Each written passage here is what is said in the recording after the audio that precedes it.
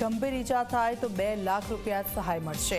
માનવીને સામાન્ય ઈજા થાય તો 25,000 રૂપિયા સહાય મળશે। દુધાળા પશુના મૃત્યુમાં 50,000 રૂપિયાની સહાય અપાશે। ઊંટના મૃત્યુ કેસમાં 40,000 રૂપિયા ચૂકવાશે। ઘેટા બકરાના કેસમાં રૂપિયા 5,000 ચૂકવાશે। રાજ્યના વન અને પર્યાવરણ વિભાગે આ પરિપત્ર કર્યો છે। હિતલ પારેખ અમારી સાથે જોડાઈ ગયા છે। હિતલ, જે વિગતો સામે આવી છે કે કોઈ પણ પશુના મોત થાય તો સહાય આપવામાં આવશે ને તેમાં વધારો થઈ ગયો છે।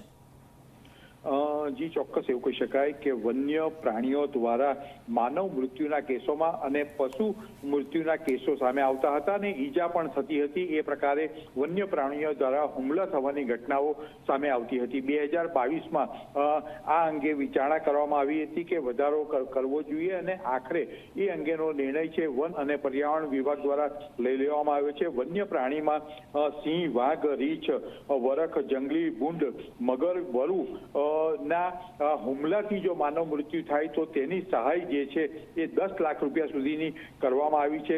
જો માનવીને ગંભીર ઈજા થાય તો 2 લાખ મહત્તમ સહાય ચૂકવવામાં આવશે। જી બિલકુલ, આભાર હિતલ સમગ્ર વિગત બદલ।